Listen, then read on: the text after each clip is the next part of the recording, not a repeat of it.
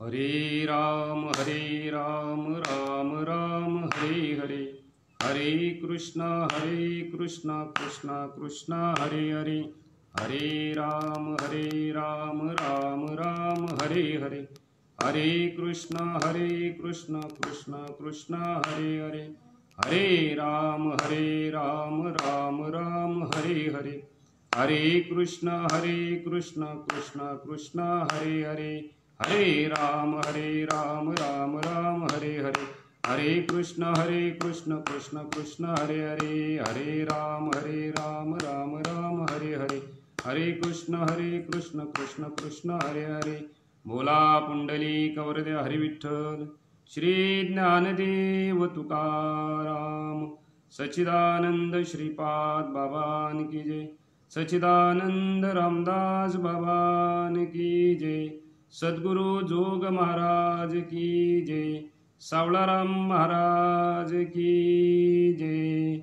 महायोग पीठे तटे भीमरथ्यम, वरम पुंडरीकाय दातु मुनीन्द्रे, समागत्य तिष्ठन्तमानन्दकन्दं, परब्रह्मलिङ्गं भजे पाण्डुरङ्गं।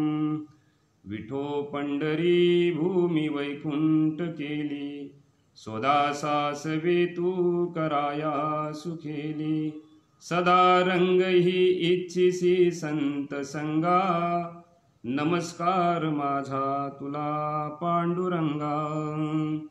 अलंकापुरी पुण्यभूमी पवित्र, तेथे नांदतो ज्ञान राजा सुपात्र, तया आठविता महापुण्य राशी, नमस्कार माझा श्री सद्गुरु ज्ञानेश्वरांसी।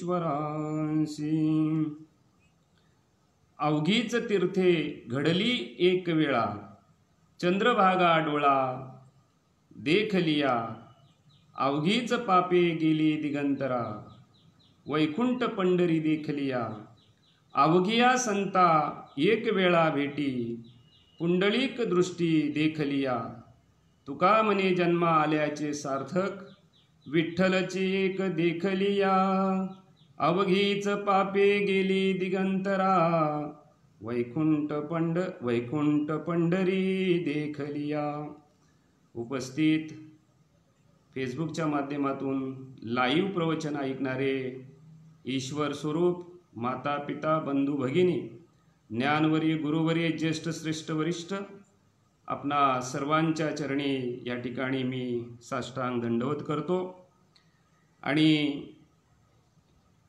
आत्मउन्नती विचार सेवा या फेसबुकवरती लाईव्ह प्रवचन अभंग चिंतनाच्या आणि रूपाने आपण सुरू केलेला हा जो उपक्रम आहे, त्याच्यामध्ये आज एकादशी आहे, अधिक मासातील अश्विनी शुद्ध एकादशी आहे आणि त्या एकादशीच्या निमित्ताने काहीतरी चिंतन व्हावं आणि म्हणून आपल्या सर्वांकरता चिंतनरूपी सेवेकरता निवडलेला अभंग माऊली श्रीमंत जगत उद्धारक श्री संत तुकाराम महाराज यांचा 4 चरणाचा अभंग आणि या ठिकाणी पंढरपूर जे क्षेत्र आहे त्या क्षेत्रामध्ये आपल्याला आलेला स्वानुभव जगद्गुरु तुकोबारायांनी या अभंगामध्ये वर्णन केलेला आहे।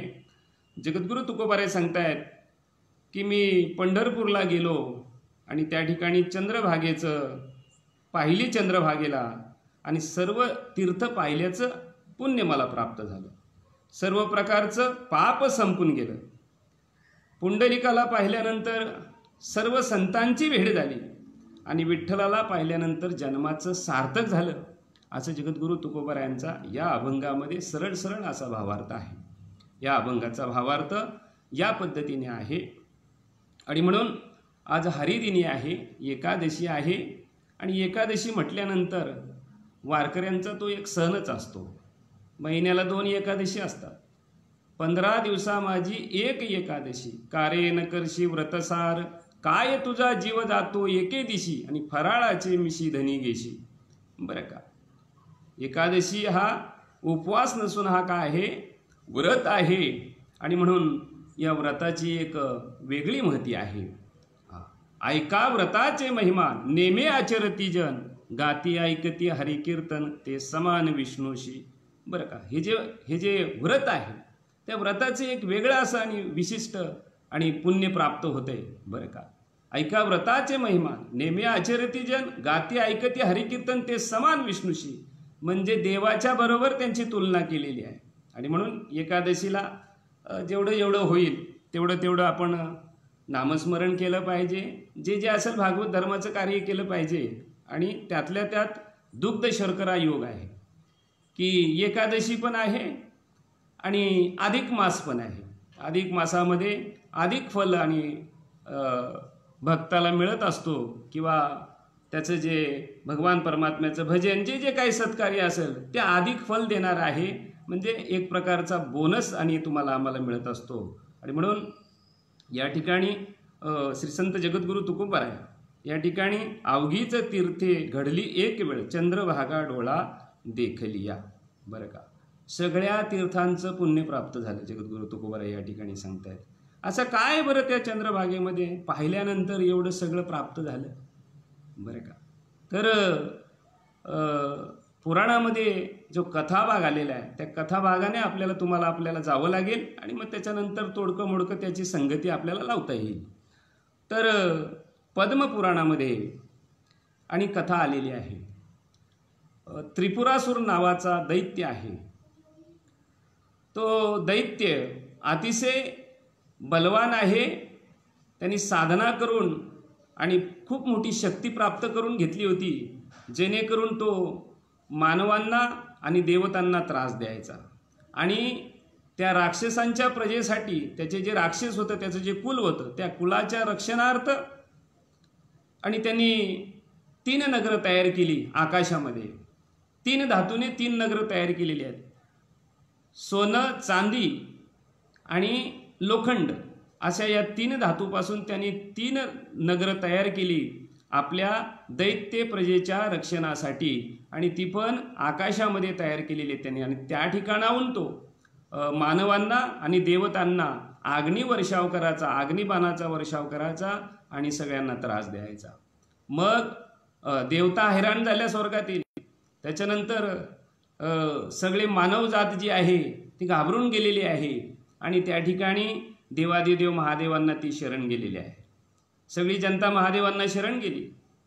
स्वर्गातील देवता आणि इंद्रासह महादेवांना शरण गेल्यानंतर आणि महादेवांनी आणि त्या ठिकाणी आश्वासन दिलेलं आहे की मी तुमची या त्रासातून सुटका करणार आहे. आणि मग महादेव त्याच्याशी युद्ध करण्यासाठी त्रिपुरासूर जो राक्षस आहे त्याच्याशी युद्ध करण्यासाठी देवादिदेव महादेव आणि त्या ठिकाणी गेलेला आहे. पण तो आकाशामध्ये त्याचं नगर होतं, आकाशामध्ये तो राहायचा आणि तिथूनच तो युद्ध करायचा. मग देवादिदेव महादेवांनी एका पर्वतावरती चढलेले, डोंगरावरती चढले आणि परत त्याच्या उंचीचा डोंगर महादेवांनी आपल्या आणि सामर्थ्याने शक्तीने तयार केलेला आहे. आणि मग त्या ठिकाणी युद्ध झालेलं आहे. 1000 वर्ष युद्ध झालं परंतु तरी पण तो आटोपेना. बरं का. आणि मग त्यावेळेला महादेवांनी आणि आपलं शेवटचं जे आश्र आहे ज्याला पाशुपत आश्र आपण म्हणतो ते आश्र महादेवांनी काढलेलं आहे. आणि त्याच्यावरती तो अग्नीने युक्त असलेला भयंकर असा आश्र त्याच्यावरती सोडलेला आहे. त्या आश्राचा प्रभाव एवढा होता की त्या प्रभावाने आणि त्याची ती 3 नगरं जी होती, जी सोनं चांदी आणि लोखंडाने बनवलेली जी 3 नगरं होती ती 3 नगरं उद्ध्वस्त केलेली आहेत. हो, बरं का. पद्मपुराणातला इतिहास आहे. 3 नगरं उद्ध्वस्त केली आणि त्याचबरोबर आणि तो त्रिपुरासूर जो दैत्य आहे तो सुद्धा त्या ठिकाणी मारला गेलेला आहे. परंतु जे आश्र त्याला मारण्यासाठी, ती नगरं जाळण्यासाठी जो आश्र ते एवढं भयंकर गरम होतं, अत्यंत ज्वलंत होतं ते. आणि त्याच्यामुळे काय झालेलं आहे, त्याच्या अग्नीने, त्या आश्राच्या अग्नीने महादेवांना घाम फुटलेला आहे. इतका घाम फुटला की त्या घामाच्या अशा धारा लागलेल्या आहेत आणि त्याचं एक असं सरोवरासारखं असं रूप तयार झालेलं आहे. आणि त्याच ठिकाणी आणि त्या डोंगरावरतीच रुक्मिणीचे पिताश्री म्हणजे वडील भीमक राजा त्या ठिकाणी तपश्चर्याला बसले होते आणि त्यांनी पाहिलं, अरे बाप, आणि या धारा वाहतात, आणि म्हणून महादेवांचीच आणि त्या ठिकाणी तपश्चर्या ते करत होते. महादेवांना सांगितलं की आणि हे जे घाम निघत आहे त्या घामाचं सरोवर बनलेलं आहे, याची पुढे एक नदी तयार व्हावी असं मी तुम्हाला या ठिकाणी वर मागतो. आणि महादेवांनी तो वर दिलेला आहे. आणि म्हणून राजा भीमकाच्या वराने जन्मली म्हणून तिचं नाव ठेवलेलं आहे भीमा, बरं का. आणि ज्या पर्वतावरती आणि राजा भीमक बसला होता, बरं का, त्या पर्वताचं नाव ठेवलेलं आहे भीमाशंकर, बरं का. आणि त्या भीमाशंकराच्या तिथून ही जी भीमा नदी उगम पावते तिथं तिचं मंदिर आहे आणि तिथून ती गुप्त झालेली आहे. आणि गुप्त होऊन ती पुढे भामा इंद्रायणी मुठामुला नदीशी संगम पाहून आणि कृष्णेला मिळाली आहे त्या ठिकाणी ती. आणि ही भयंकर भीमा म्हणजे भयंकर, भीम म्हणजे भयंकर, भयंकर असा त्याचा अर्थ होतो. आणि ही भीमा नदी आणि जिथून उगम पावलेली आहे ती भीमाशंकरावरून उगम पावलेली आहे, बरं का.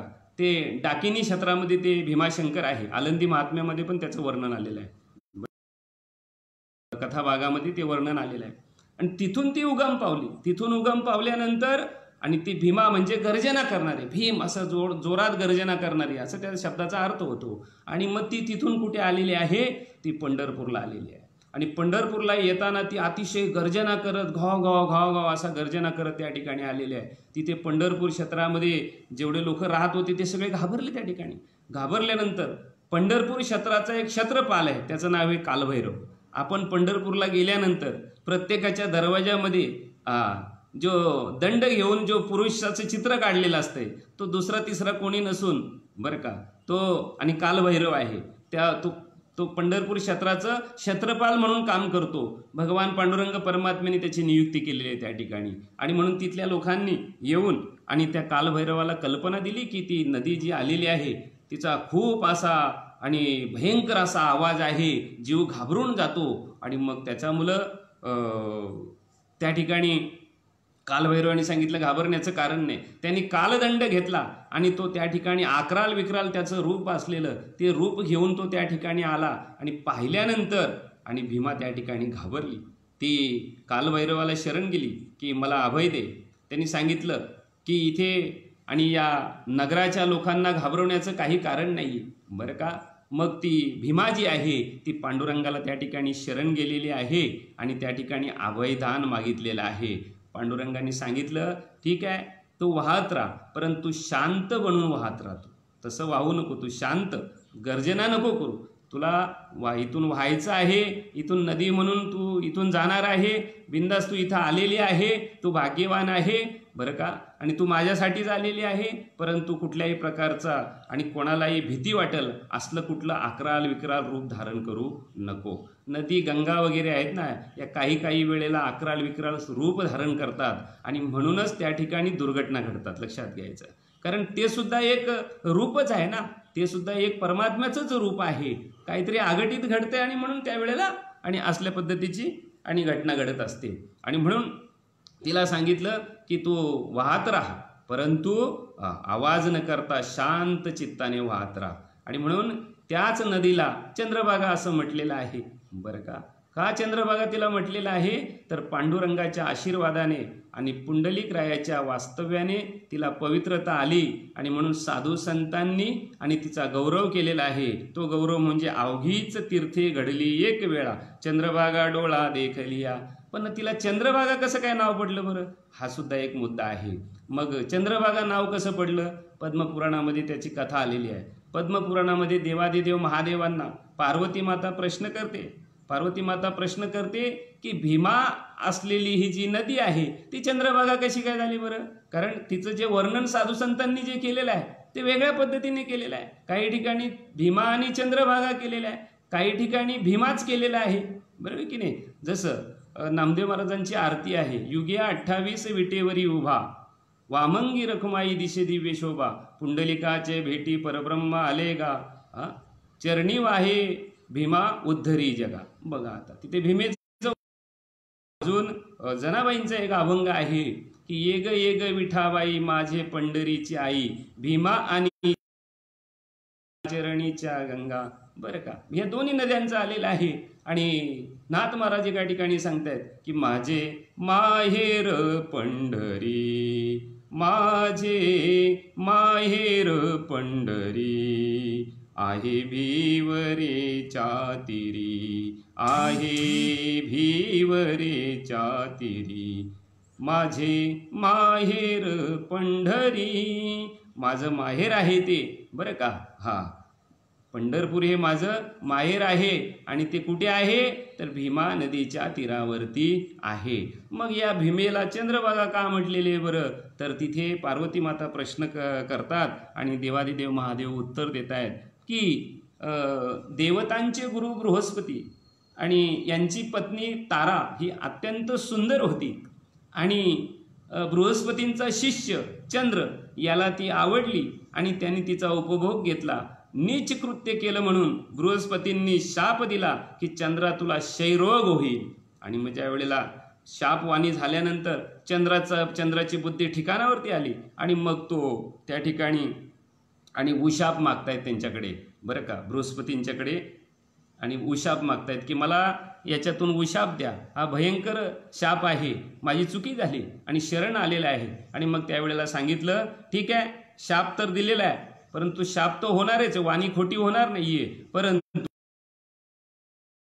आणि तू एक दिवसाने आणि कमी कमी तुझा क्षय होत नाहीसा होशील आणि मग पुढे शुक्ल पक्षामध्ये आणि कलेने एका दिवसाने तू वाढशील आणि पौर्णिमेला पूर्णचंद्र असा तू होशील त्या ठिकाणी. आणि म्हणून तो उशापाने चंद्राला थोडासा संतोष वाटलेला आहे. पण त्यांनी सांगितलं की हा तर कायमस्वरूपी राडगाडगं चालत राहील, पण माझी मुक्तता कशाने होईल, तर म्हणे तुझी मुक्ततेचा पण आणि मी तुला या ठिकाणी उपाय सांगतो.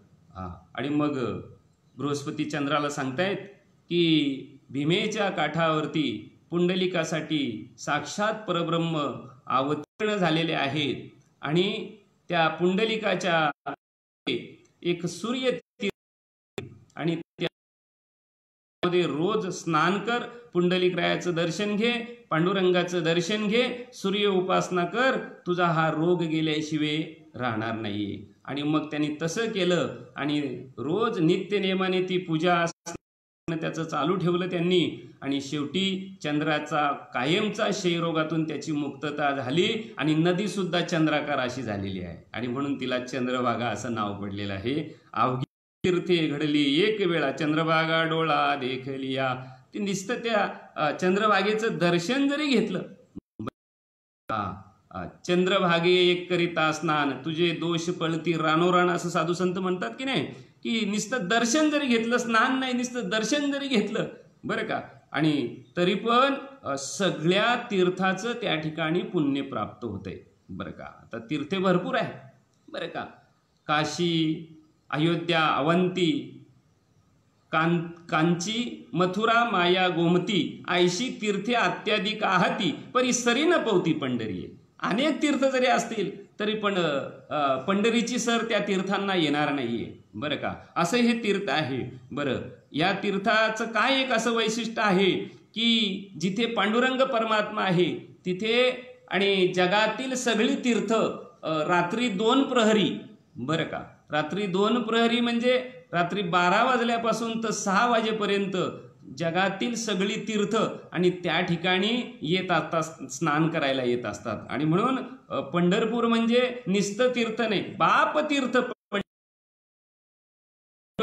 भक्त पुंडलिकाचे द्वारी उभा करकटेवरी राहिला. जे तीर्थ आहे ते तीर्थ म्हणून वर्णन करत असताना बाप तीर्थ पंढरी. बरं, बाप म्हणजे काय बरं, बरोबर आहे की नाही, तर आपण म्हणतो ना तो सगळ्यांचा बाप आहे, बरं का, तसा बाप म्हणजे राजा, तो सगळ्या तीर्थांचा राजा आहे. पंढरपूर हे जे क्षेत्र आहे, जे तीर्थक्षेत्र आहे, हा सगळ्या तीर्थांचा काय आहे, राजा आहे, राजा. बरं का, बाप तीर्थ पंढरी भू वैकुंठ महिवरी, भक्त पुंडलिकाचे द्वारी करकटावरी राही. म्हणून तिथे चंद्रभागेचं नुसतं दर्शन जरी घेतलं तरी पण आणि काय होते बरं त्या ठिकाणी, बरं का, सर्व तीर्थाचं त्याला प्राप्त होते. नुसतं डोळ्याने पाहायचं म्हणजे दर्शन, डोळ्याने दृष्टीदर्शन आपण ज्यावेळेला घेतो. बरं, अजून काय बरं इतिहास आहे का पुरावा? हो, पुराणामध्ये अजून त्याची कथा आलेली आहे की मांडव्य नावाचे ऋषी होते. बरं का, मांडव्य नावाचे जे ऋषी आहेत त्यांची तपश्चर्येची जागा मांडव खडकी म्हणून पंढरपूरला जे आपण चंद्रभागेमध्ये आपण जिथे स्नान करतो त्याच्यावरती रेल्वेच्या पुलाच्या तिकडे पुढे मांडव खडकी म्हणून नावाचं एक स्थान आहे. तिथे ते गाव आहे, भटुंबरे गाव म्हणून. आणि त्या ठिकाणी मांडव्य नावाचे ऋषी हे तपश्चर्या करायचे आणि भीमा आश्चर्य झाली, गर्जना करत आली. आपल्या आणि तपामध्ये तपश्चर्येमध्ये भंग येता कामा नाहीये, अडचण येता कामा नाहीये ऋषींनी. आणि त्या भीमेला काय केलेलं आहे? शीतल केलेली आहे, एकदम चंद्रासारखी शीतल केली. बरं का, आणि म्हणून तिला चंद्रभागा असं नाव पडलेलं आहे. चला, आपला एक मुद्दा आपला या ठिकाणी चंद्रभागा का. बरं का, तर ही जी कथा आहे हे पुराणामध्ये आहे. बरं का, आणि म्हणून तीर्थ आपण अनेक तीर्थांना जात असतो. बरोबर की नाही? अनेक तीर्थांना जातो आणि तीर्थांना गेल्यानंतर तिथला विधी वेगवेगळा सांगितलेला आहे. परंतु पंढरपूर हे जे क्षेत्र आहे या तीर्थाचा विधी वेगळा सांगितलेला आहे. या तीर्थामध्ये जे प्राप्त होईल ते इतर तीर्थामध्ये प्राप्त होणार नाही. आणि म्हणून पंढरपुराचं एक वेगळं महत्त्व आहे. का बरं महत्त्व आहे? तर प्रत्यक्ष साक्षात श्री विष्णू विठ्ठलाच्या रूपाने त्या ठिकाणी प्रगट झालेले आहेत. हे प्रत्यक्ष आहे. परमात्मा हा त्या ठिकाणी प्रत्यक्ष स्वतः अवतीर्ण झालेला आहे. आणि म्हणून त्या तीर्थामध्ये आपण पंढरपूरला गेल्यानंतर एक वेगळं समाधान लाभते. अजून बरं पंढरपूरमध्ये काय आहे बरं? अरे पंढरपूरमध्ये जे परमात्म्याच्या चरणाचं दर्शन आम्हाला आपलं डोकं ठेवून घेता येते त्या ठिकाणी. बरं का, तुम्ही इतर तीर्थांना आपण जर जाऊ तर तिथं ते लांबूनच 20 फुटावर 30 फुटावरून दर्शन घ्यावं लागतं. आता आमच्यासारखी माणसं तर कुठे गेलेली नाहीत अजून तीर्थाला. पंढरपूर, आळंदी, पैठण, त्याच्यानंतर आपलं त्र्यंबकेश्वर, असे आपले साधू संतांचे जे तीर्थस्थान आहेत त्या ठिकाणीच आपण गेलेलो आहोत. बाकीच्या ठिकाणी गेलो. पण लोकांना मी विचारतो त्यांना की बाळाजीला गेले होते का? हो म्हणे गेलो होतो. मग किती फुटावरून? 30 फुटावरून दर्शन. शिर्डीला गेलो होतो मी एकदा, ते सुद्धा 10-20 फुटावरूनच दर्शन आहे. मग प्रत्यक्ष तुम्हाला चरणावरती डोकं ठेवल्याचं जे समाधान आहे ते समाधान इतर तीर्थामध्ये लाभणार नाहीये. ते पंढरपूर क्षेत्रामध्ये प्रत्यक्ष श्रीहरी विठ्ठल रूपाने प्रगट झालेत म्हणून त्या ठिकाणी ते लाभलं जाते. अवघीच तीर्थे घडली एक वेळा, चंद्रभागा डोळा देखलिया. बरं का, सगळ्या तीर्थाचं बरं, सगळे तीर्थ माध्यान्ह काली त्या ठिकाणी येत असतात. अजून काय बरं फायदा झाला बरं? सगळे चंद्रभागेला डोळ्यांनी पाहिलं तर त्याच्यानंतर फायदा काय झाला बरं? सगळ्या तीर्थाचं पुण्य लाभलं. अजून काय फायदा? अजून काय स्वानुभव जगद्गुरु तुकोबारे सांगतात यावेळी की अवघीच पापे गेले दिगंतरा, वैकुंठ पंढरी देखलिया. बघा आता, अवघीच पापे गेली दिगंतरा, सगळी पाप. अवघी म्हणजे सगळी पाप. आता पाप किती बरं? बरोबर की नाही? 3 प्रकार घेऊया आपण. वाचिक पाप, कायिक पाप आणि मानसिक पाप. आमच्याकडून जे घडलं जाते, जीवाकडून जे घडलं जाते तेच आपल्याला पाप बघायचे. ते उपपाप, महापाप, ते दुनियादारी भरपूर काय सांगितलेले आहे. तेवढं आपल्याला नाही पाहायचं. आपल्याला पाहायचं आहे आमच्याकडून जे शक्य होईल ती गोष्ट आपल्याला करायची आहे. बरं का, आणि ती गोष्ट शक्य आहे तीच गोष्ट साधू संत तुम्हाला आम्हाला सांगत असतात. मग कायिक पाप आहेत, वाचिक पाप आहेत आणि मानसिक पाप. बरोबर की नाही? मग कायिक पाप म्हणजे शरीराने केलेलं पाप. आपल्या शरीराने जे पाप आपण करत असतो, जे पण असेल, कोणाला मारणं वगैरे, अजून काय निषिद्ध पाप करत असेल, शरीराने पाप करत. बरोबर की नाही? वाचिक पाप म्हणजे तोंडाने निषिद्ध शब्द, अभद्र शब्द बोलणं, भिभत्स शब्द बोलणं, हे वाचीचं पाप आहे. बरं का, आणि शास्त्र जसं आहे तसं न सांगता वेगळ्या पद्धतीने सांगणं, हे सुद्धा वाचिक पापच सांगितलेले आहे. कारण ते नीट समजून घ्यावं आणि त्याच्यानंतर सांगावं, त्याच्याबद्दल काय वाद नाही. निदान भाव तरी तसा पाहिजे. फक्त आमच्या स्वार्थासाठी आणि आम्ही कीर्तनकार, प्रवचनकार, लोकांना काही त्या प्रमाणाचा अर्थ, काही त्या ओवीचा अर्थ सांगतो, तो चुकीचा आहे. बरं का, मग कायिक पाप आहे, वाचिक पाप आहे आणि मानसिक पाप आहे. मग शरीराने केलेलं पाप, वाचेने केलेलं पाप आणि मनाने केलेलं पाप. पण इथे कायिक पाप आणि वाचिक पाप किंवा कळत नकळत आणि आपल्याकडून जी पापं झालेली असतात, ज्ञात अज्ञात पातकांची निवृत्ती आणि तीर्थाच्या ठिकाणी होत असते. तीर्थामध्ये जे गंगा तीर्थ असते ते तीर्थ त्या ठिकाणी या पापांची निवृत्ती त्या ठिकाणी होत असते. ज्ञात अज्ञात पातकांची कायिक आणि वाचिक पापाची निवृत्ती होत असते. पण मनाने केलेल्या पापाची निवृत्ती ही साधू संत सांगतायत की तीर्थामध्ये होत नसते. मने संकल्पाची पापे न जाती तीर्थाची या बापे. बघा आता मात्र मनाने केलेलं म्हणजे मनात एक वेळ तोंडाने बोललेलं चांगलं, पण मनामध्ये जे पाप ठेवतात, मनामध्ये जे काहीतरी आणि ठेवतो आम्ही दुसऱ्याविषयी कपट भावना, ती भावना योग्य नव्हे. एक वेळेला आपण बोललो तरी चालेल एखाद्याला, बरं का. मग मने संकल्पाची पापे न जाती तीर्थाची या बापे. ते तीर्थाच्या बापाने सुद्धा मनाने केलेलं पाप जात नाहीये. परंतु मी आधीच सांगितलं तुम्हाला का हे तीर्थ नाहीये, हे बाप तीर्थ आहे, बरं का. बरं, अजून त्याच्या पलीकडे जाऊ आपण. मग मनाने जी पापं आपण करतो ती मनाची पापं कशाने जातील? ज्ञानाने जातील. मनाची पापं घालवण्याचं जे साधन आहे, जाळण्याचं जे साधन आहे ते ज्ञान. ज्ञान म्हणजे कुठलं? आत्मज्ञान. हे मनाने मनाचं पाप घालवण्याचं, मनाला निर्वासित आणि करू शकते, बरं का.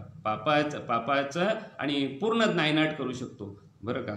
ऐसे जे ज्ञान पवित्र निदान जेथे विटालले मन चोख कीजे. माऊली ज्ञानोबाराय 13व्या अध्यायामध्ये माऊली ज्ञानोबारायांची ओवी आहे. ऐसे जे ज्ञान पवित्र निदान जेथे विटालले मन चोख कीजे. बरं का. आपलं जे विटाळलेलं जे मन आहे, मनाने जी झालेली जी पाप आहेत, त्या पापांचा सर्वनाश करण्याचं सामर्थ्य ज्ञानामध्ये आहे, मात्र ज्ञानामध्ये आहे, बरं का. मग त्याच्यानंतर जे आहे, बरं, पापात पाप जे शेवटचं इथे शब्द वापरला आहे जगद्गुरु तुकोबारायांनी, अवघीच पापे गेली दिगंतरा.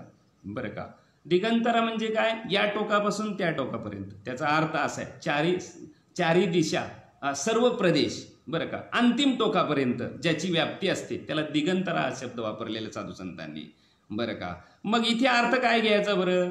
त्याची व्याप्ती म्हणून अर्थ नाही घ्यायचा. तर इथे त्याचा अर्थ आपल्याला पाप या शब्दाने असं घ्यायचा आहे की पाप म्हणजे सगळ्यात मोठं आणि कठीण पाप, बरं का. जसं ज्ञात अज्ञात पातकांच्या निवृत्तीसाठी आपण तीर्थाला जात असतो, पण तीर्थात जर पाप जर घडलं तर ते पाप वज्रासारखं होऊन बसते, बरं का. आणि मग ते तीर्थातही ते जाऊ शकत नाहीये, ज्ञानातही ते जाऊ शकत नाहीये, बरं का. मग असं जे पाप आहे, बरं का, ते कुठे जाईल बरं?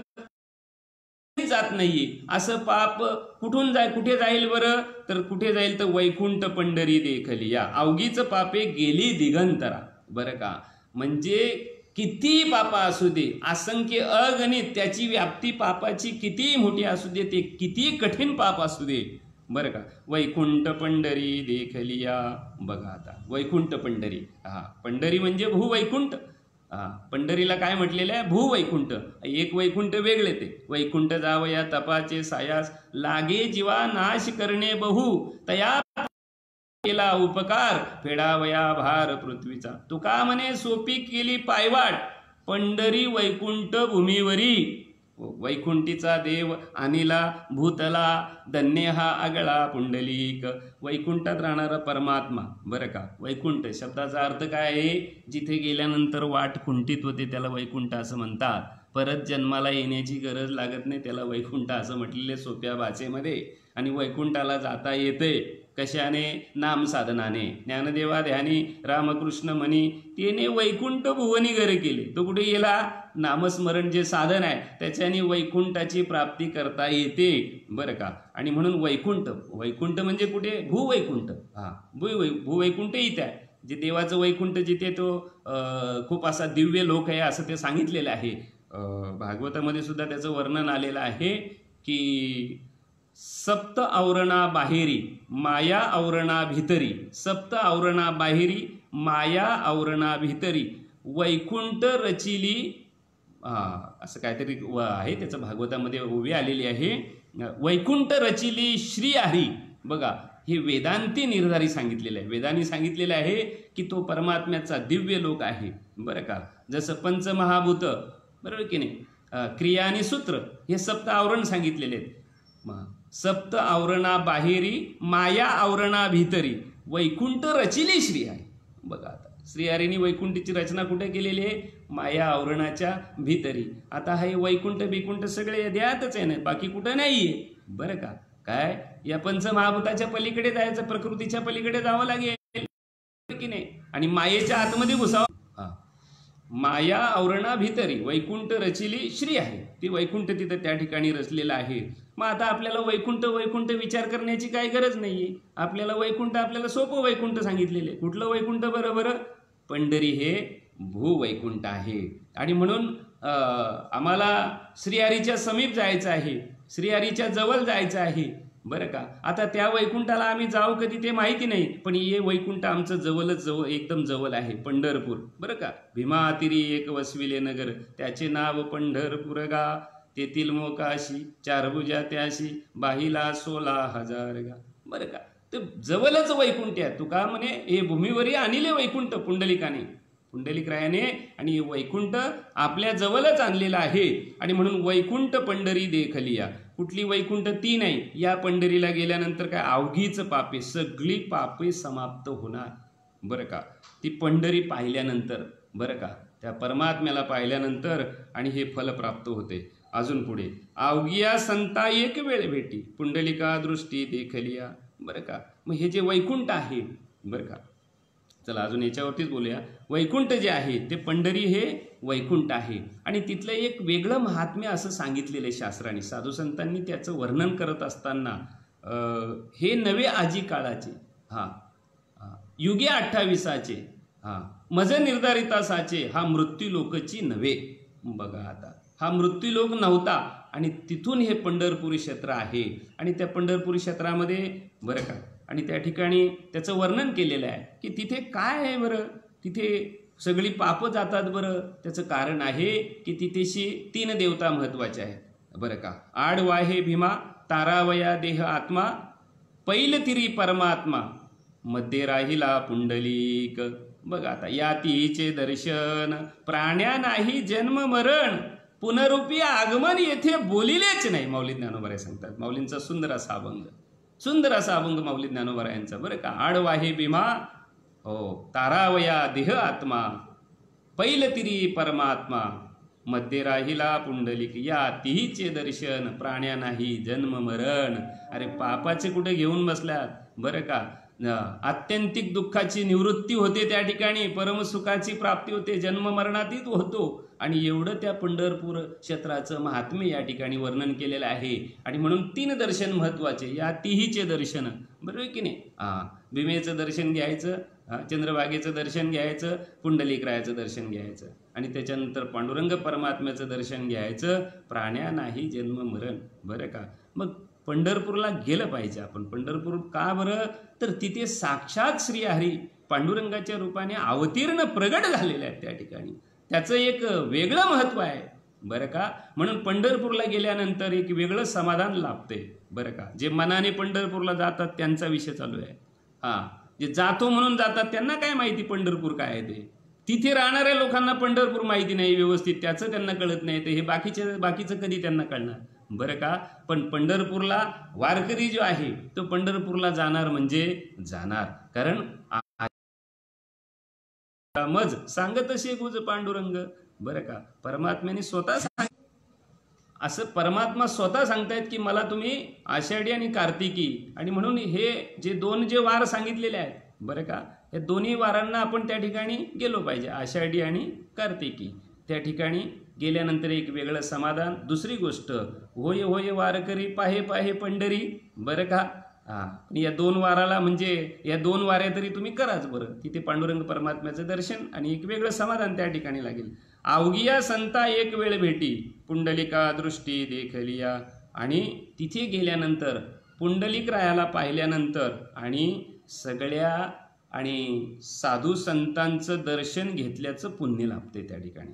अवघिया संता एक वेळ, सगळ्या साधू संतांना आपली भेट झाली म्हणजे पुंडलिकरायाचं दर्शन आहे त्या ठिकाणी बरं का. आता ह्याची सुद्धा कथाभाग खूप सुंदर आहे की पद्मपुराणातच, आणि पार्वती माता देवादिदेव महादेवांना आणि त्या ठिकाणी विचारत आहेत की अखिल कोटी ब्रह्मांड चालक भगवान गोपाळ कृष्ण घनश्याम हे पंढरपूरला का आले याची कारणं मला सांगा असं विचारतायत त्या ठिकाणी. आणि त्यावेळेला देवादिदेव महादेव सांगतायत पार्वती मातेला की ऐक पार्वती, की एकदा वैकुंठामध्ये श्रीहरी बसले असताना जी इंद्राणी जी आहे ती श्रीहरीचं दर्शन घेण्यासाठी त्या ठिकाणी गेली आणि त्यांचं मोहक रूप पाहिल्यानंतर दर्शन घेतल्यानंतर आणि तिने तिची इच्छा व्यक्त केलेली आहे. तर म्हणे देवा माझी एक इच्छा आहे. तर म्हणे बोल काय इच्छा आहे. काही नाही म्हणे, इंद्राणी विचारते. काही नाही म्हणे, माझी अशी इच्छा आहे की तुम्ही मला तुमच्या मांडीवरती थोडा वेळ बसून घ्यावं अशी माझी इच्छा आहे. तुमच्या मांडीवरती बसण्याची माझी इच्छा आहे. तुमच्या अंकावरती बसण्याची माझी इच्छा आहे. देवानी सांगितलं की परमात्म्याचा संग, परमात्म्याजवळ जर बसायचं असेल तर त्याच्यासाठी सायास करावं लागते. सायासाहून काय होणार नाही. आपण सायास नाही करणार तर काही कळणार नाही माणसाला. आलं का लक्षात कुठलीही गोष्ट. आणि म्हणून आपण सहज बोलताना कोणालाही बोलतो की प्रपंच होत राहणार आहे आणि परमार्थ करावा लागतो. सायास केल्याशिवाय आहे का. कुठली गोष्ट सायास केली ना तर आम्हाला कळलं तरी काय की कुठे काय आणि कशामुळे हे संतांचे अभंग आहेत आणि संतांना या अभंगाच्या भूमिकेतून काय सांगायचंय तुम्हाला, आम्हाला कळेल कसं काय ते, आपल्याला कळणार नाही. आणि मग सांगितलं की ठीक आहे तुझी इच्छा आहे पूर्ण होईल पण त्याच्यासाठी सायास करावा लागेल. म्हणजे जे पण तुम्ही सांगाल ते मी करायला तयार आहे, इंद्राणी बोलते. तर म्हणे ठीक आहे 60,000 वर्षे तपश्चर्या कर. 60,000 वर्षाच्या तपश्चर्येनंतर तुझा राधा नावाने जन्म होईल बरं का. म्हणजे तू जन्माला येशील आणि त्या जन्मामध्ये या जन्मानंतर जो जन्म होईल तुझा त्या ठिकाणी तू राधा नावाने विख्यात होशील आणि मी सुद्धा गोपाळकृष्ण बनून त्या ठिकाणी येणार आहे.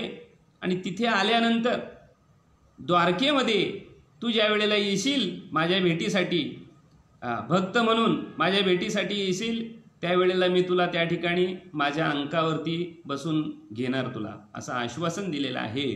आणि पुढे 60,000 वर्ष तपश्चर्या केलेली आहे त्या इंद्रायणींनी बरं का. इंद्राणी जी आहे बरं कशाची, तिने 60,000 वर्ष तपश्चर्या केली आणि 60,000 वर्षाच्या तपश्चर्यानंतर आणि तिला जो जन्म मिळालेला आहे तो पुढे तिचा राधा जन्म आहे. राधा भक्त, देवाची भक्त म्हणून आणि जन्माला येते ती. आणि भगवान गोपाळ कृष्ण हे द्वारकेमध्ये असताना आणि त्यावेळेला ती भेटायला जाते त्यावेळेला भगवान परमात्मा आपण दिलेला जो आश्वासन आहे त्याची पूर्ण आठवण त्यांना झाली आणि त्या ठिकाणी राधेला आलिंगन दिलेलं आहे आणि आपल्या अंकावरती मांडीवरती बसून घेतलेलं आहे. हे रुक्मिणीने पाहिलं आणि रुक्मिणीला तो मत्सर त्या ठिकाणी तयार झालेले आणि रुक्मिणी त्या ठिकाणी रागावली आणि ती रुक्मिणी रागावल्यानंतर ती द्वारकेवरून थेट जर कुठे आली असेल तर दिंडीर वनामध्ये आलेली आहे. त्या ठिकाणी रुक्मिणी रुसली दिंडीर वनाती आली तिये मागे मोक्षदानी येता झाला दिंडीरवणी. बघा आता तिथे जी रुसलेली आहे आणि रुसल्यानंतर तिथे त्या ठिकाणी आणि तिने ते सोडलं आणि रागाने येऊन ती दिंडीर वनामध्ये आलेली आहे. पंढरपूर जवळ जे दिंडीर वन आहे त्या ठिकाणी ती आलेली आहे आणि त्या ठिकाणी ती तपश्चर्याला बसलेली आहे. त्या ठिकाणी ती तपश्चर्याला बसलेली आहे. भगवान गोपाळ कृष्ण तिकडे द्वारकेमध्ये शोधतायत तिला, कुठेच सापडत नाहीये, कुठेच सापडत नाही. बेचैन अवस्था निर्माण झाली आणि मग शेवटी निर्णय घेतला की आता ज्या पण ठिकाणी असेल त्या ठिकाणी तिचा शोध घेतला पाहिजे. मग भगवान परमात्म्याने गवल्याचा वेश धारण केलेला आहे. भगवान परमात्मा आणि गवली होते बरं का, गाईचं रक्षण करायचे. गवारी होते, गवारी. जो माणूस गाईचा गवारी होतो ना तो अहंकारातून बाजूला जात असतो, लक्षात घ्यायचं. आणि म्हणून भगवान परमात्म्याने आणि तो वेताची काठी हातामध्ये घेतलेली आहे, तो गवल्याचा वेश धारण केलेला आहे आणि मग सगळ्यांना सांगितलं त्या ठिकाणी द्वारकेमध्ये की मी आता निघालेलो आहे आणि ती दिंडीर वनामध्ये त्या ठिकाणी गेलेले आहे त्या ठिकाणी आणि पंढरपूर क्षेत्रामध्ये मी जाणार आहे. परमात्मा निघाल्यानंतर आणि त्या ठिकाणी सगळे गोपाळ बालक सगळे दुःखी झालेले आहेत. यमुना दुःखी झालेली आहे त्या ठिकाणी, गोवर्धन दुःखी झालेला आहे. आणि मग सगळ्यांनी सांगितलं की देवा आम्ही तुमच्याबरोबर आम्ही पण आमची येण्याची इच्छा आहे, तुमच्याशिवाय आम्हाला करमणार नाही आहे. मग म्हणे चला बरं का, अवघा अनिला परिवार गोपी गोपाळकांचा भार, गोपी गोपाळांचा भार, अवघा आणिला परिवार, गोपी गोपाळांचा भार. सगळ्यांना घेऊन आले परमात्मा त्या ठिकाणी, सगळ्यांना घेऊन आले. आल्यानंतर दिंडीरवनामध्ये आले. दिंडीरवनामध्ये आल्यानंतर आणि त्यांना सांगितलं की, बाकीच्यांना सांगितलं की मी जिथे रुक्मिणी तपश्चर्याला बसलेली तिथे मी एकटाच जाणार आहे, तुम्ही बाकीचं कोणीही यायचं नाही आहे. आणि म्हणून सगळ्या गोपालांना गोपाळपुरामध्ये ठेवलं. बरं का, ते गोपाळपुरा आहे म्हणजे तो कोण आहे बरं, तर गोवर्धन पर्वत जो सूक्ष्म रूपाने परमात्म्याच्या बरोबर आला ना, तिथेशी त्या गोवर्धन पर्वतावरती आणि सगळ्यांनी भाकरी वगैरे खाल्ल्या त्या ठिकाणी. आणि मग गोपाळकृष्ण भगवान परमात्मा गोपवेश धारण केलेलाच आहे. आणि मग ते आणि रुक्मिणीच्या शोधासाठी एकटेच आलेले आहेत. यमुना पण आलेली आहे बरं का, सूक्ष्म रूप घेऊन बरं का. आणि मग त्या ठिकाणी पाहिलं तर हाक मारतायत. त्या ठिकाणी हाक मारल्यानंतर ते दिंडीर वन जे आहे ते अतिशय जंगल असं वृक्ष आहे बरं का. हा दिंडीर नावाचा हा सुद्धा एक राक्षस आहे बरं का. दिंडीर नावाचा हा सुद्धा एक राक्षस आहे. त्याची कथा फार आणि मोठी आहे, पण थोडक्यात तुम्हाला सांगतो बरं का. दिंडीर नावाचा जो राक्षस होता तो एवढा तपश्चर्या एवढी त्यांनी केली होती आणि एवढी शक्ती प्राप्त केली होती की सूर्याची गती तो थांबवायचा. आणि त्याला ज्या वेळेला वाटेल त्यावेळेला माद्यांनी सूर्य आला, सूर्य तलपायला लागला की तो धरून ठेवायचा, अनेक दिवस धरून ठेवायचा. सगळ्यांचे त्या उन्हामध्ये हाल व्हायचे बरं का. आणि मग त्या सगळ्यांना त्रास व्हायचा. आणि मग एक दिवस सगळे शरण गेले, श्रीहरीला शरण गेले. आणि त्यांनी सांगितलं की काही घाबरायचं कारण नाही, मी तुमची याच्यातून मुक्तता करणार आहे. परंतु हा तपस्वी आहे आणि दुसरी गोष्ट हा अतिशय बलशाली आहे बरं का. मग या नगराचा जो राजा आहे तो पण तपस्वी होता. त्याचं नाव आहे श्रीचंद्र. श्रीचंद्र नावाचा राजा आहे, तो तपस्वी होता. आणि त्यांनी सुद्धा खूप मोठी तपश्चर्या केली होती. भगवान श्रीहरींनी आणि सगळ्यांना सांगितलं की मी त्याच्या कुळामध्ये अवतीर्ण होणार आहे आणि मल्लिकार्जुन नाव माझं मी धारण करणार आहे त्या ठिकाणी. आणि मग त्यांच्या कुळामध्ये जन्म घेतला श्रीचंद्रांच्या बरं का. आणि मल्लिकार्जुन राजाने त्याचं नाव ठेवलेलं आहे. 20 वर्षाचा झाला असताना आणि दोघांचं त्या ठिकाणी युद्ध झालेलं आहे. आणि त्या युद्धामध्ये 1000 वर्षापर्यंत युद्ध झालं. 1000 वर्षापर्यंत युद्ध झालं त्या ठिकाणी. आणि 1000 वर्षानंतर आणि त्याचा गध्याच्या प्रहाराने आणि त्या दिंडीर नावाच्या राक्षसाचा त्या ठिकाणी काय केलेला आहे आणि वध केलेला आहे. मरताच्या वेळेला मध्ये आणि त्यांनी भगवान परमात्म्याला आणि शरणागती पत्करली. भगवान परमात्मा प्रगट झाले. भगवान परमात्मा सांगितलं, माग तुला आता काय वर पाहिजे ते. मला काहीही वर नको बरं का. फक्त एवढंच आहे की या क्षेत्रामध्ये माझा वध झालेला आहे ना बरं का, ते त्याच्या नावावरून ते पडलेलं आहे. जिथे माझा वध झालेला आहे ना त्या क्षेत्राला माझं दिंडीर वन असं नाव देण्यात यावं, बस एवढं द्या. दिलं ते. सांगितलं माझा गधेने आणि या ठिकाणी माझा मृत्यू उडवलेला आहे ना, उडवणार आहे ना, आता गधेने माझ्यावरती प्रहार केलेले ना, इथे गदातीर्थ म्हणून नाव द्या. आणि तिथेशी बाजूलाच पाणी होतं. सांगितलं या तीर्थाला सूर्यतीर्थ बरं का. तीर्था माझी तीर्थ सूर्यतीर्थ, दर्शने प्राणी होती मुक्त बरं का. ते जे सूर्यतीर्थ आहे बरं का, जे मगाशी तुम्हाला मी सांगितलं की चंद्राने त्या सूर्यतीर्थामध्ये जे स्नान केलेलं आहे ना, ते सूर्यतीर्थसुद्धा त्या दिंडीर नावाच्या राक्षसाने परमात्म्याकडून ते आणि मागून घेतलेलं आहे. आणि म्हणून तिथे जी गदा आहे ना, त्या गदेला जर आलिंगन जर दिलं, आता या सगळ्या गोष्टी तिथे नाही पाहायला मिळत बरं का. त्या गदेला जर आलिंगन दिलं तर कोणाला भूत पिशाच्याची जर बाधा झाली असेल तर सगळी संपून जाते त्या ठिकाणी बरं का. इतकी ताकद त्याच्यामध्ये आहे काय. तर हा दिंडीर वनामध्ये बरं का परमात्म्याने जे निमित्त केलेलं आहे, धरून या राधा मीस, देव येती पंढरीस बरं का. ते राधेचं निमित्त केलं. परमात्म्याला इकडे यायचं होतं. त्या ठिकाणी गेले त्या लक्ष्मीला रुक्मिणीला आणि खूप सांगण्याचा प्रयत्न केला की माझी चुकी झाली, मी त्या भावनेने तिला घेतलेली नाही आहे बरं का. ती माझी भक्त आहे आणि मी असं तिला आणि पूर्वी सांगितलं होतं. परंतु रुक्मिणी जी रुसली ती रुसलीच. तिचा रुसवा काही जाईना. भगवान परमात्म्याने विचार केला की आता ही का ऐकणार नाही. कारण भगवान परमात्मा ज्या वेळेला तिला समजावायला गेले ती अधिक रागावली. त्याचं कारण आहे, रुक्मिणीला जो गोपवेश होता, जो गायी सांभाळण्याचा जो वेश होता, गवाऱ्याचा जो वेश होता, तो तिला बिलकुल आवडत नव्हता. आणि म्हणून ती अधिक त्यांच्यावरती भडकलेली आहे. आणि मग परमात्म्याने विचार केला की जाऊ दे, आता ही तर मानत नाही ना, पण परमात्मा एक कार्य करण्यासाठी येत असतात आणि हजारो कार्य करतात असं परमात्म्याचं ब्रीद वाक्य आहे. एक कार्यार्थ मागते कोटी कार्य चकार हा. बरं का, परमात्मा एक कार्यासाठी एकाच्या कैवारे उगवी बहुतांचे कोडे. परमात्मा एक कार्यासाठी येत असतात, अनेक कार्य करत असतात. बरं का, आणि इकडे जणू नावाचा जो ब्राह्मण आहे, जो लोहदंड क्षेत्रामध्ये राहतो, लोहदंड शेजारी जो राहत असतो, जणू नावाचा जो ब्राह्मण आहे, जनहू. बरं का, आणि त्यांची पत्नी आहे सत्यकी. तिच्या पोटी एक तपश्चर्यानंतर मुलगा प्राप्त झाला. बरं का, मुलगा झाला, त्याचं नाव आहे पुंडलिक. बरं का, आणि तो पुंडलिक आईवडिलांना त्रास देतो, सगळ्यांना निषिद्ध बोलतो, सगळे वाईट धंदे त्याचे. बरं का, आणि त्याचं सगळं आचरण पाहून आईवडिलांना आणि खूप कंटाळा येतो. आणि म्हणून आईवडील सांगतायत की ह्या न जगलेलं बरं. आणि म्हणून त्यांनी विचार केला की एकदा, आणि काशीला यात्रा निघालेली असते, वाराणसी काशीला, त्या ठिकाणी यात्रेला तरी आम्हाला घेऊन चला असं ते सांगतात आईबाप. पण मुलगा काय ऐकायला तयार नाही, पुंडलिक ऐकत नाही. त्यांनी सांगितलं की तुम्ही तिकडेच जा आणि तिकडेच मरा, मी सुखी होऊन जाणार. बरं का, एवढा त्याला कंटाळा आईवडिलांचा. बरं का, अविवेकी माणूस जो असतो त्याला काही कळत नसतो. आणि मग त्यावेळेला आणि सांगतायत की पुंडलिक सांगतो की तुम्हाला जायचं ते जा.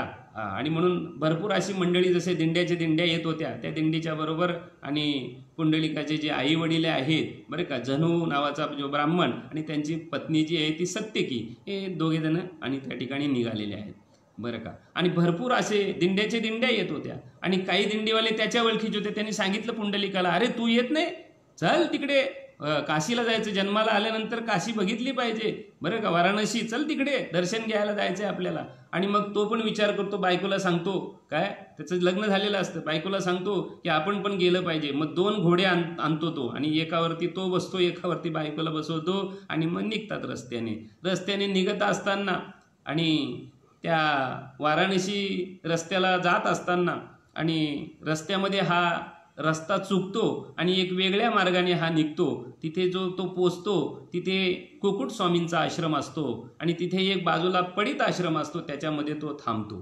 त्याच्यामध्ये थांबल्यानंतर संध्याकाळ होत आलेली असते. हा चौकशी करायला जातो पुंडलिक त्या ठिकाणी, की कुकुट स्वामींना विचारतोय तो की या ठिकाणी इथून काशी किती लांब आहे, वाराणसी किती लांब आहे, आम्ही तीर्थयात्रेला चाललोय.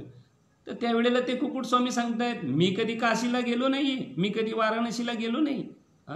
मला माझे आई वडील आहेत, त्यांची सेवा करतो मी, माझ्यासाठी तेच तीर्थ आहेत, मी काय तिकडे गेलेलं नाही, मला काय माहिती किती लांब आहे ते. त्यावेळेला पुंडलिक राय त्यांचा उपवास करतो. बरं का, त्यांचा कुकुट स्वामींचा उपवास करतो. अरे म्हणे, जन्माला येऊन तू जर काशी बघितली नाही, वाराणसी बघितली नाही, तीर्थयात्रेला गेला नाही, तुझा जन्म फुकट गेला. तो म्हणे, जायचं तो जाऊ दे, आता मला आई वडीलच आणि सगळी काशी आणि सगळं काय, बस मला तीर्थाला जाण्याची गरज नाहीये. आणि मग एवढ्यामध्ये रात्र होते, आणि रात्र झाल्यानंतर सगळ्यांना कथाभाग विदित आहे की त्या 3 स्त्रिया ज्या आहेत, गंगा, जमुना आणि सरस्वती, या 3 स्त्रिया, काल्याकुट्ट स्त्रिया, लोकांची पाप धारण, त्यांच्यामध्ये पापी लोक स्नान करतात, त्याची मलिनता त्यांच्या अंगावरती येते. 3 घागरी घेऊन आणि त्या ठिकाणी आलेल्या आहेत रात्रीच्या वेळेला. कारण पुंडलिक राय झोपला नव्हता. त्याचं कारण आहे की कामी पुरुष असतो ना, कामी पुरुषाला रात्री झोप येत नसते, लक्षात घ्यायचा.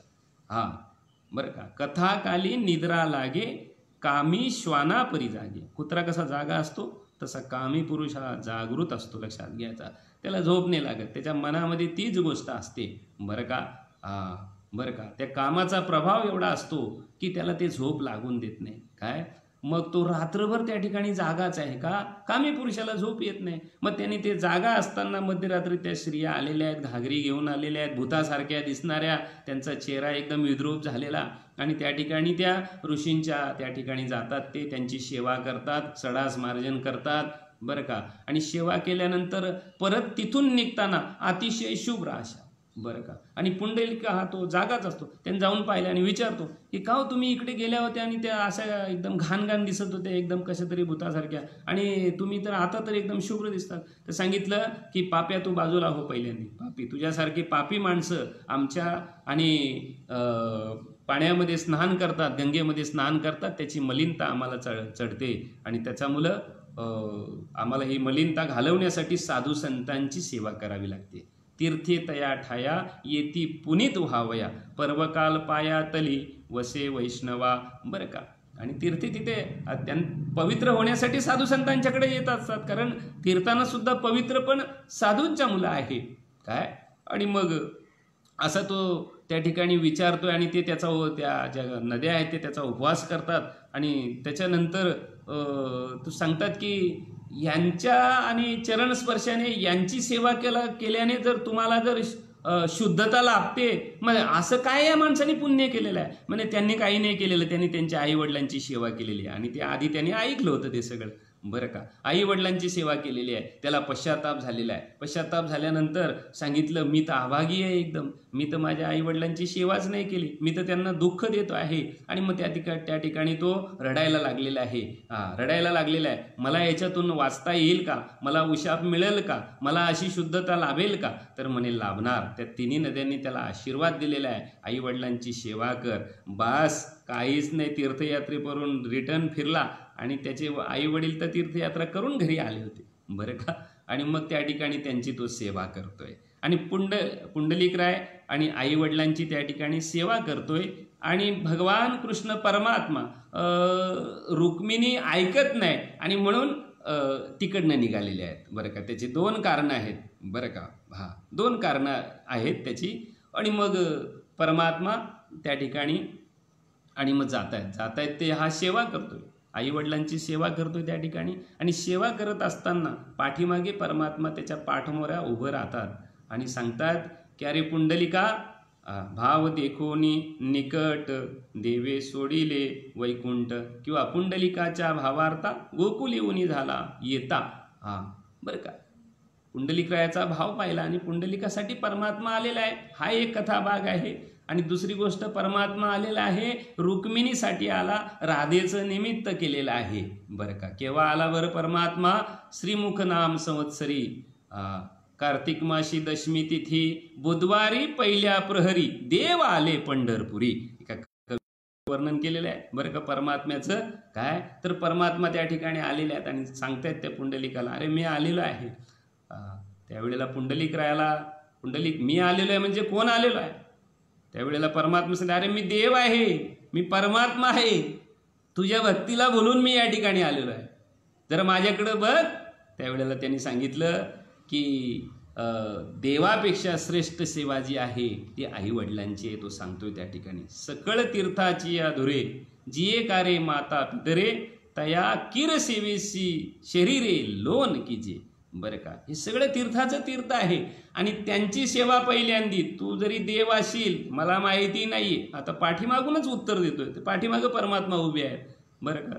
पाठीमागे परमात्मा उभे आहेत आणि उत्तर देतो. आणि मग त्यावेळेला पुंडलिकराय जे अनेक साधू संतांनी रचना केलेल्या आहेत, खूप सुंदर सुंदर अशा रचना केलेल्या आहेत. त्रिभुवन हे दैवत माझे वृद्ध पिता आणि आई, काशी मथुरा गोकुळ सारे तीर्थ तयाचे आहे पायी.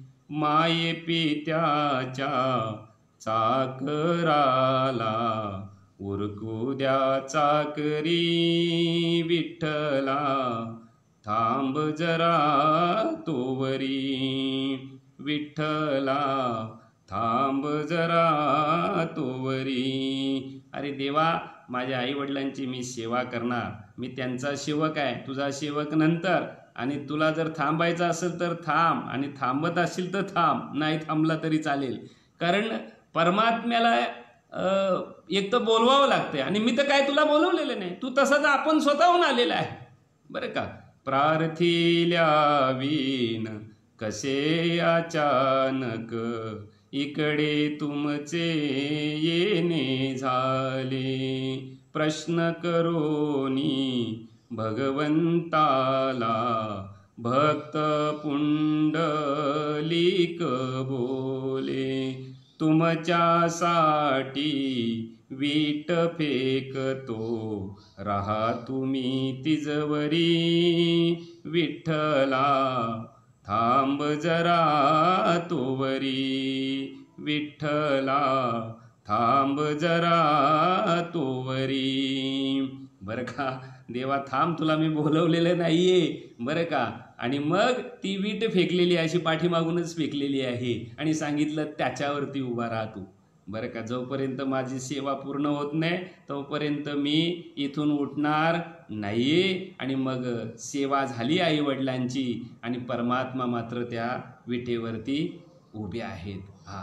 कारे पुंड्या मातलाशी उभे केले विठ्ठलाशी. बस पण नाही बोलला, उभाच राहा तशी. बरं का, आणि परमात्मा एक तर थकलेले होते.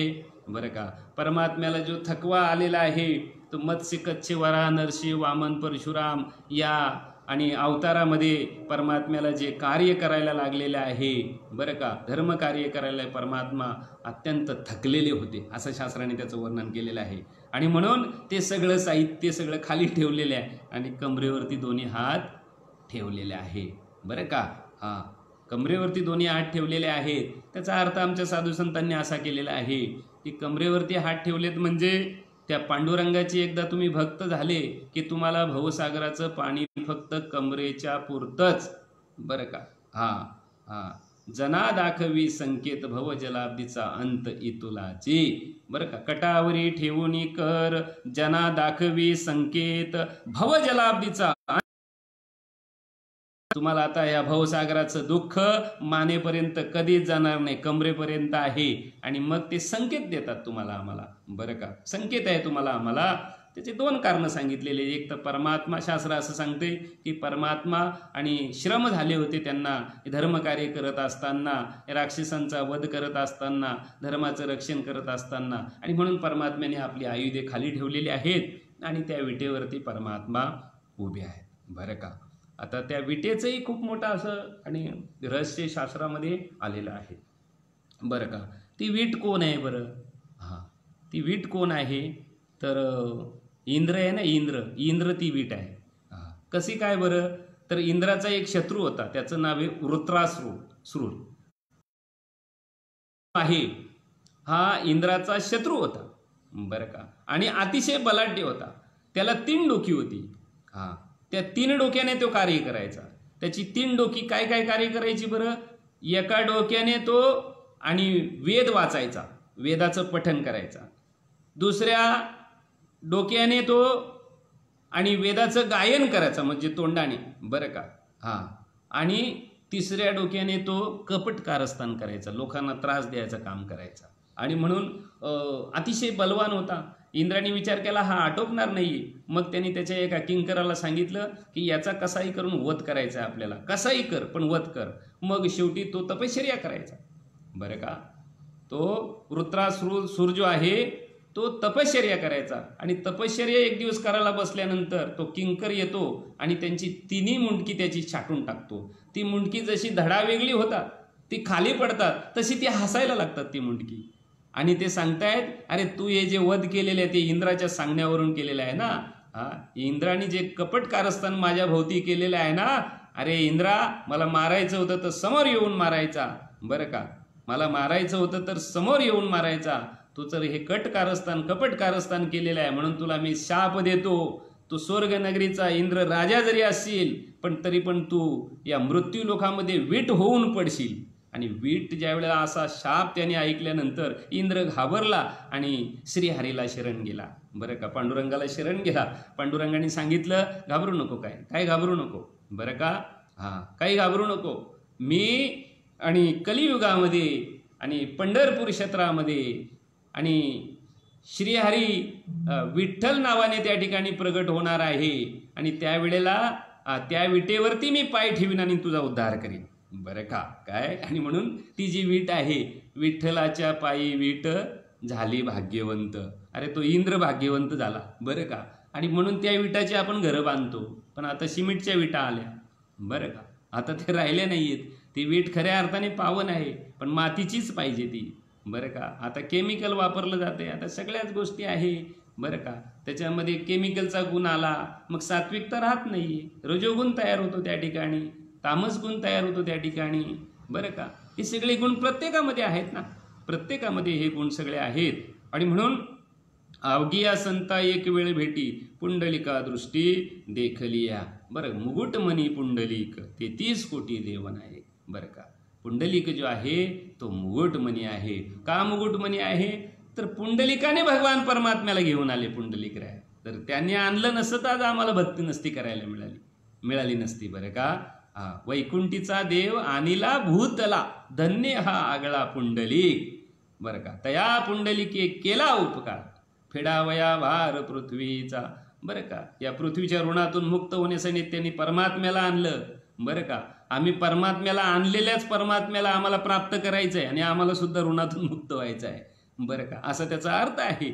आणि शेवटच्या चरणामध्ये तुकोबराय सांगतात की तुका म्हणे जन्म आल्याचे सार्थक विठ्ठलची एक देखलिया. बस, जो पुंडलिकरायासाठी श्रीहरी विठ्ठल रूपाने जे अवतीर्ण पंढरपुरामध्ये झालेले आहेत ना, बरं का, त्या श्रीहरीला पहा. बरं का, जन्माचं सार्थक झाल्याशिवाय राहणार नाहीये. तुका म्हणे जन्म आल्याचे सार्थक विठ्ठलची एक देखलिया. बरं, त्या विठ्ठलाला पाहिलं पाहिजे. पण विठ्ठलाला पाहिलं पाहिजे म्हणजे पंढरपुरामध्ये परमात्मा अवतीर्ण झालेले आहेत. बरं का, पण परमात्मा अवतीर्ण जरी पंढरपुरामध्ये जरी झाले असतील तरी पण परमात्मा तेवढे मूर्तीपुरते नाही आहेत. तर तुकोबाराय त्यांचं वर्णन करत असताना सांगतायत ती व्याप्ती किती आहे बरं? दिसतो हा नव्हे तैसा आहे दिशा व्यापक. सगळ्या दिशांना परमात्मा व्यापक भरलेला आहे. आणि साधू संतांनी परमात्म्याला विठ्ठलची एक देखलिया म्हणजे त्याला फक्त मंदिरापुरता मूर्तीपुरता नका पाहू परमात्म्याला.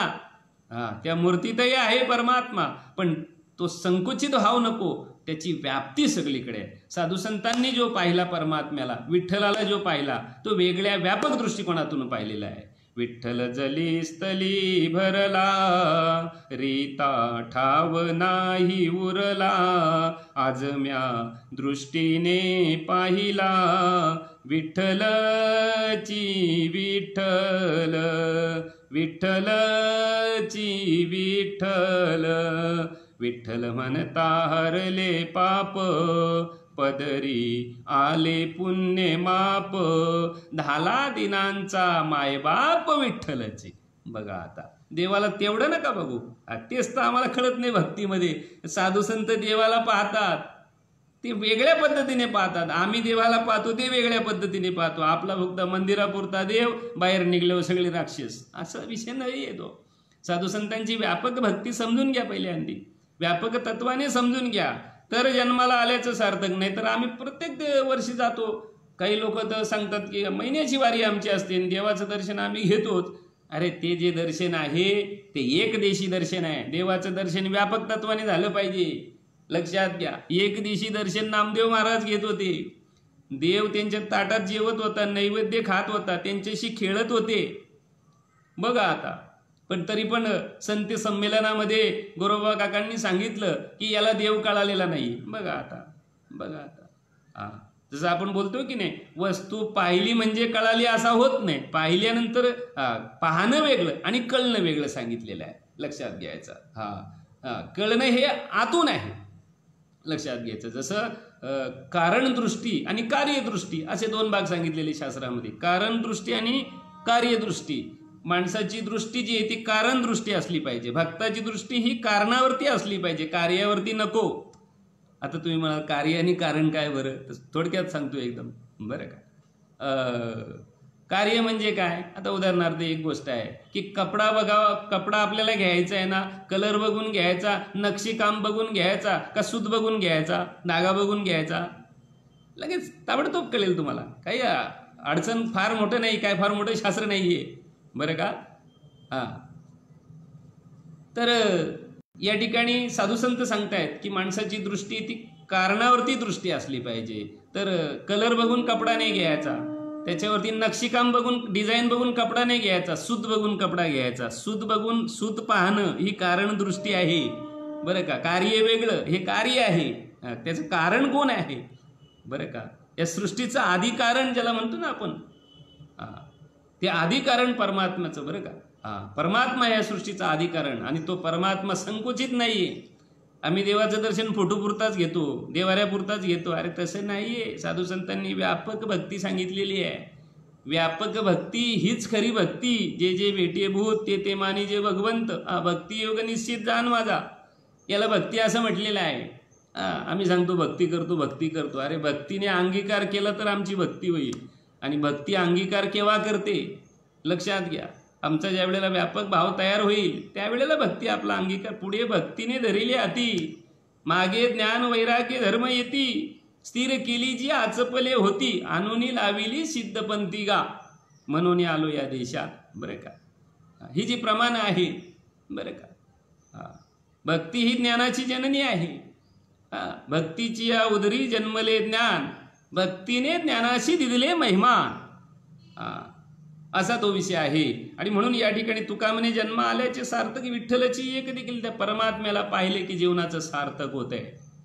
बरं का, जीवनाचं सार्थक होत आहे. मग आम्ही तर रोजच पाहतो परमात्म्याला, सांगितलंय ना तसा पाहत नाही आम्ही. बस हे त्याचं उत्तर आहे. का सार्थक झालं नाही आणि होणार सुद्धा नाहीये. जोपर्यंत आत्मतत्व समजलं नाहीये तोपर्यंत उद्धार बिद्धार हा भाग नंतरचा आहे. पहिल्यांदा भक्ती नीट समजून घेतली पाहिजे. साधू संतांचा विचार नीट समजून घेतला पाहिजे. आणि तो विचार नीट जर समजून घेतला नाही भक्ती जमणार नाही. बरं का. आणि म्हणून तुमचं आमचं भाग्य आहे की परमात्मा आणि भक्तासाठी पुंडलिकासाठी तुमच्या आमच्यासाठी आणि परमात्मा अवतीर्ण झालेल्या आहेत. त्या परमात्म्याची भक्ती त्या पद्धतीने करायची आहे. आणि म्हणून पंढरपूर क्षेत्राचं महिमान हे आगलं वेगळं महिमान आहे. उदंड पाहिले उदंड ऐकिले, उदंड वर्णिले क्षेत्र महिमे. आयशी चंद्रभागा आयशे भीमा तीर, आयसा विटेवरी देव कोठे.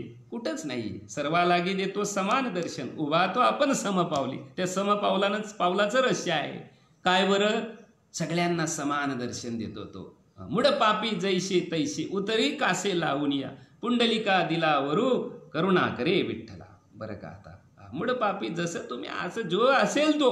बरं का. कुंभाराय सांगतात की परमात्मा आमच्यासाठी सगळ्यांच्या म्हणजे ज्याला जगामध्ये कोणी नाही ना त्याच्यासाठी परमात्मा अवतीर्ण होत असतात. बरं का. असं सुंदर असं आणि गाथेमध्ये निरूपण आहे. तुका म्हणे जन्म आल्याचे सार्थक विठ्ठलाची एक देखलिया. परमात्म्याची जी भक्ती ती संकुचित वृत्तीने नको, ती व्यापक तत्वाने झाली पाहिजे.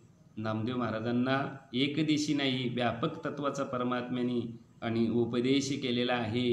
अरे आमच्या तर ताटात देव कधी जेवलो आणि कधी आमच्याबरोबर खेळलं. बरं का. पण त्यांच्याबरोबर देव जेवून खेळून बरं का नैवेद्य खाऊन सुद्धा साधू संत सांगतात याला देव कळलेला नाही. आता बघा आता आमच्या तर नाही, आम्ही तर नुसते कीर्तनकार नुसते. बरं का. शाब्दिक पाठांतर आम्ही त्याला मोठा महात्मा समजतो. कुठं डोका गहाण ठेवला काहीच कळत नाही. शाब्दिक पाठांतर बस एका शब्दाचे 4 शब्द करून सांगतो. मग शब्द प्रमाण दुनियादारी. अरे साधू संतांचं प्रत्यक्ष प्रमाण आहे. ते शब्द प्रमाण काय झालायचं का, पेटवायचं आहे का? कुठे जायचं पाठांतर करून, कुठे नाही जायचं. साधू संतांची भक्ती सोपी आहे, समजून घेतली तर. समजून नाही घेतली तर कळणार नाहीये. आज आम्ही फक्त पाठांतराच्या पाठीमागे लागलोय. बस याचं कीर्तन लिही, त्याचं कीर्तन लिही. बरं का. तो सांगतो तसं बोला, हा सांगतो तसा बोला. अरे त्या गोष्टी काय किंमत आहे, त्या गोष्टीला काहीही किंमत नाही. भक्ती अशा पद्धतीने समज. तुका म्हणे जन्म आल्याचे सार्थक करायचं आहे ना, परमात्म्याला सगळीकडं पाहता आलं पाहिजे. सगळीकडं परमात्माच बस. आणि म्हणून या ठिकाणी तुकोबाराय सांगतायत या ठिकाणी की अवघीच पापे गेली दिगंतरा, वैकुंठ पंढरी देखलिया. बस सगळ्या पापांचा विनाश करणारी आणि ते तीर्थक्षेत्र आहे. आणि म्हणून आपण जवरी हे सकळ सिद्ध आहे, हात चालावया पाय तवतू आपले सोयीत पाय, तीर्थयात्रा जाय चुकू नको. हे जोपर्यंत शाबूत आहे तोपर्यंतच आपण आणि जाऊ शकतो. हे एकदा थकल्यानंतर आपल्याला तिथे सुद्धा जाता येणार नाही आहे. आणि म्हणून तुम्हाला आम्हाला आणि जोपर्यंत हे इंद्रिय आहेत ती त्याच्यासाठीच दिलेत की काय, त्याच्यासाठीच दिलेले आहेत. आणि तिथे तुम्हाला आम्हाला ते जायचं आहे त्या ठिकाणी. बरं का. पंढरपूर हे समाधानाचं ठिकाण आहे आणि वारकऱ्याचा धर्म आहे. आता वाढतच चाललेलं आहे. या वेळेला जरी आपण गेलेलो नाही त्या ठिकाणी, बरं का, कोरोनाची महामारी आहे आणि म्हणून आपल्याला त्या ठिकाणी जाता आलं नाही. परंतु पांडुरंग परमात्म्याच्या आपण भक्ती विसरलेलो नाही. भले कुठल्या का नाही माध्यमातून फेसबुकच्या माध्यमातून जे जे काही ज्यांना ज्यांना जे सात वारकरी संप्रदाय सगळीकडेच फेसबुकचा आणि हा विचार चालू आहे. मी हा ज्या वेळेला आत्मोन्नती विचार सेवा हरिभक्तीपरायण मनोहरबाबा वळखंदे यांच्या मार्गदर्शनाने सुरू केला, त्यावेळेला मी अनेक वेळेला कमेंट पण दिलेली आहे की ज्यांना प्रवचन करायचं असेल फक्त मला फोन करायचा. इथे आपला तुपला हा विषय नाही, भेद बिलकुल चालत नाही. ज्याला पाहिजे त्याला, अनेकांना मी अनेक वेळेला फोन केलेला आहे. परंतु आता आपला खेडं असल्या कारणाने या ठिकाणी नेटवर्कचा प्रॉब्लेम आहे. नाही तर महाराजांचा तोटा नाही, पण नेटवर्कचा प्रॉब्लेम आहे. सगळ्यांना नेट मिळत नाही आहे आणि त्याच्यामुळं त्यांनाही सेवा करायची असते, पण ती सेवा त्यांना करता येत त्या ठिकाणी नाही. हे असो, या ठिकाणी आज एकादशीच आहे, महापर्व काळ आहे. अम्माव्रत एकादशी, देव केशव आणि तीर्थ तुलसी, बरं का. आपलं ते आणि आपलं कर्तव्य आहे एकादशीला जास्तीत जास्त नामस्मरण जे पण असेल, आणि त्याच्यामध्ये अधिक महिना आहे. अधिक मासाच्या निमित्ताने आपण हे सर्व ऐकता. अजून ऐकणाऱ्या मंडळींना सुद्धा माझी विनंती आहे की आपल्याला जेवढे महाराज आपल्या परिचयाचे असतील आम्हाला फोन करा, आपण त्यांचा फेसबुकवरती लाईव्ह दाखवू. आणि दुसरी गोष्ट अशी आहे की आमचे तिसगावचे अशोक भाऊ गायकवाड, त्यांचा मुलगा जो आहे आणि तो चांगली मदत आपल्याला करतो की प्रत्येक महाराजाचं आणि जे प्रवचन आहे ते यूट्यूबला टाकतात. ते यूट्यूबला टाकल्यानंतर आपण असू नसू ते कायमस्वरूपी राहील. आता यूट्यूबला पाहतील लोक, जे पाहतील ते पाहतील, पण एक आपलं एक आठवण म्हणून राहून जाईल. असो, या ठिकाणी अवघीच तीर्थे घडली एक वेळा, चंद्रभागा डोळा देखलिया, अवघीच पापे गेली दिगंतरा, वैकुंठ पंढरी देखलिया, अवघिया संता एक वेळ भेटी, पुंडलिका दृष्टी देखलिया, तुका म्हणे जन्म आल्याचे सार्थक, आणि विठ्ठलची एक देखलिया. व्यापक तत्व समजून घ्या आणि समजून भक्ती करायची आहे तुम्हाला आम्हाला. आणि भक्तीमध्ये जेवढा जेवढा द्वैताचा नाश होईल, तुझा भाव संपेल, तेवढा तेवढा तो आपल्याला आनंददायी ठरेल. बोलता बोलता काय चुकला असेल मायबापाच्या उदर अंतकरणाने मला क्षमा करा. आणि जे पण काय बोललो असेल ते शास्त्राचं असेल. शास्त्राचं थोडंसं आम्हाला शास्त्र व्यसन आहे, थोडासा व्यसन म्हणजे शास्त्र वाचनाची आवड आहे पहिल्यापासून, आणि म्हणून त्याच्यामुळे काय त्याच्यामध्ये जे वाचलेलं असतं ते लोकांपर्यंत तोडकं मोडकं आपलं कसं तरी पोचवण्याचा आपला प्रयत्न असतो. आणि म्हणून कालची सेवा माधव महाराज केशव त्यांची होती, ती झाली नाही आहे. म्हटलं आज तरी आपल्याला ही सेवा केली पाहिजे. इथे वायफायची सोय आहे आणि आज लाईट गेलेली नाही आहे, आणि म्हणून लाईटीचं सुद्धा आपण या ठिकाणी आभार व्यक्त करतो. झालेली सेवा पांडुरंग परमात्मा